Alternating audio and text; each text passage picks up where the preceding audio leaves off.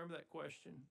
Yes, sir. This week, the House Agriculture Committee held a hearing on the declining condition of the farm economy. Witnesses reported that high input costs are squeezing margins, and a more expansive farm safety net may be required in the next farm bill. The 2024 Equity Commission final report shared that previous attempts to strengthen the safety net did not directly translate to addressing disparity among producers.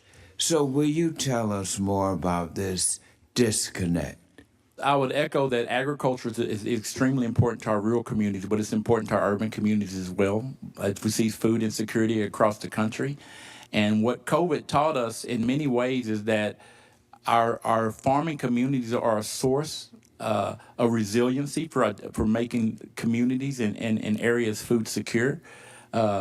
Even sometimes replacing some of our large-scale commercial commodity systems that are in place, going from the small farmers that are doing direct marketing at farmers markets or using the local regional food systems.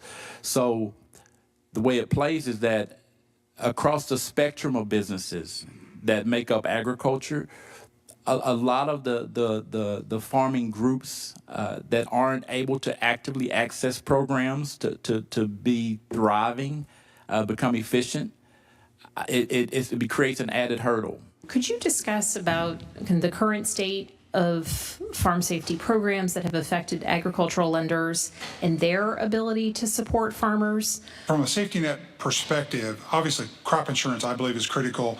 It's part of the Farm Bill. It's critical both for the farmer and benefits them greatly because it allows them to gain access to credit, but it also does give the organization financing them also some comfort because they do have that safety net there.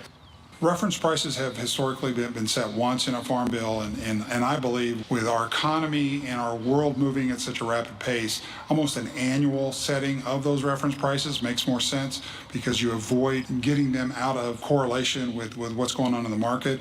And I also believe that having a correlation to the cost to produce versus the market is really important because there isn't always a strong correlation between that cost to produce and the market price versus what a reference price could do from a safety net perspective. And as has been said by some of my esteemed colleagues here, it's important that I believe it's important that farmers can at least break even.